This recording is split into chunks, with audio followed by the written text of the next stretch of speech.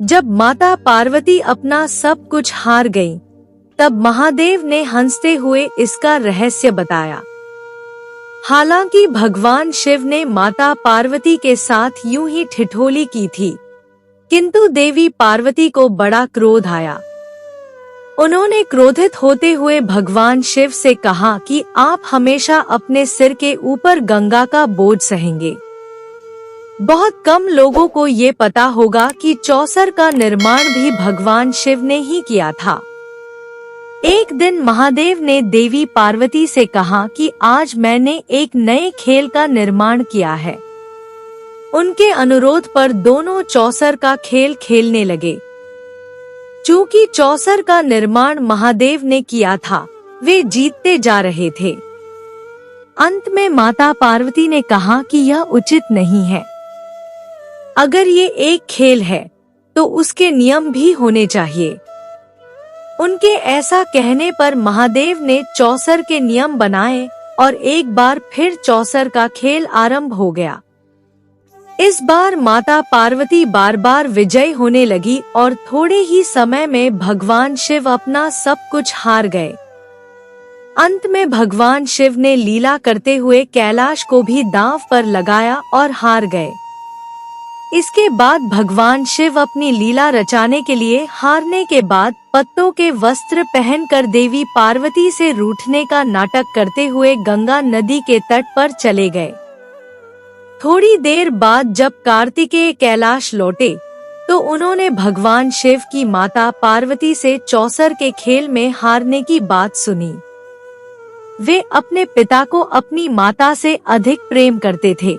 इसी कारण अपने पिता को वापस लाने के लिए उन्होंने माता पार्वती को चौसर में हराकर भगवान शिव की सारी वस्तुएं प्राप्त कर ली और अपने पिता को लेने के लिए गंगा के तट पर चल दिए।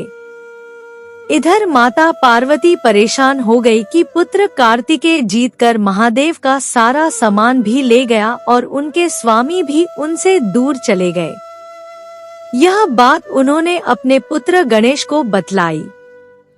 गणेश अपनी माता को अपने पिता से अधिक प्रेम करते थे, इसी कारण उनका दुख सहन न कर सके और अपनी मां की इस समस्या का निवारण करने के लिए वे भगवान शिव को ढूंढने निकल गए।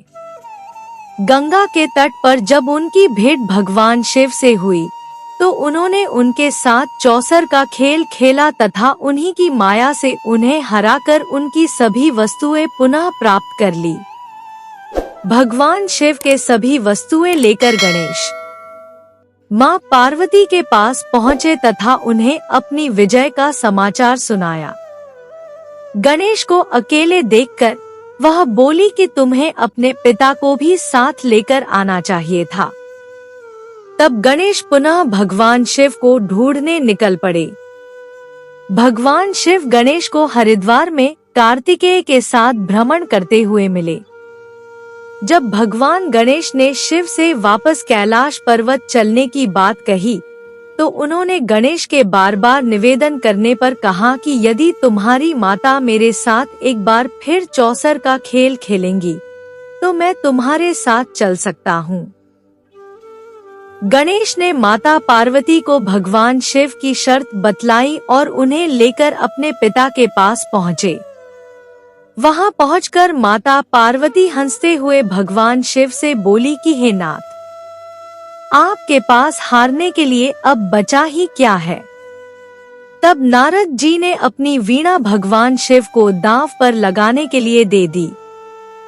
भगवान शिव की इच्छा से भगवान विष्णु पासों के रूप में भगवान शिव के पास आ गए और भगवान ब्रह्मा मध्यस्थ बने। इस बार भगवान शिव चौसर के खेल में माता पार्वती को बार बार हराने लगे। जब माता पार्वती अपना सब कुछ हार गई, तब महादेव ने हंसते हुए इसका रहस्य बताया। हालांकि भगवान शिव ने माता पार्वती के साथ यूं ही ठिठोली की थी, किंतु देवी पार्वती को बड़ा क्रोध आया। उन्होंने क्रोधित होकर भगवान शिव से कहा कि आप हमेशा अपने सिर के ऊपर गंगा का बोझ सहेंगे।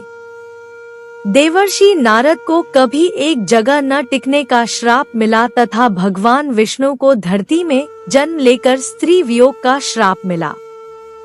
माता पार्वती ने अपने ज्येष्ठ पुत्र कार्तिकेय पर भी क्रोधित होते हुए श्राप दिया कि वे सदैव बाल्यावस्था में ही बने रहेंगे। बाद में माता पार्वती को अपने श्राप पर बड़ा क्षोभ हुआ और उन्होंने भगवान शिव और नारायण से प्रार्थना की कि वे उनके श्राप को निष्फल कर दें।